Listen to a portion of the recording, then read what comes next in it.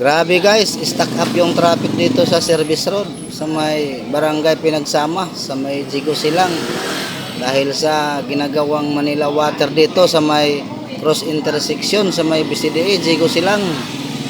Pwede naman sanang gagawin yan sa gabi dahil kakunti na lang sana yung mga sasakyan na dumadaan.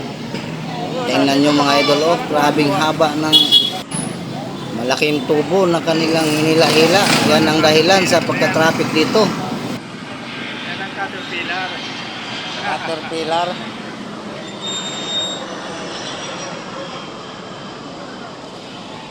Buti nga marami yung pasahero ko, buti bumaba dito. Kung hindi bumaba, buti. Hindi man lang nila iniisip na marami silang taong madadamay lalo na sa mga naganap buhay sa kalsada. Pwede naman gagawin yan sana sa madaling araw. Ngayon pa nila ginawa. Grabe, ang tindi ng traffic dito. Wala nang galawan mga idol. Dito ito sa may Tagig mga idol. Kung mayroon kayong ibang madadaanan, wag muna kayong dumaan dito. Grabing ang lupit ng traffic.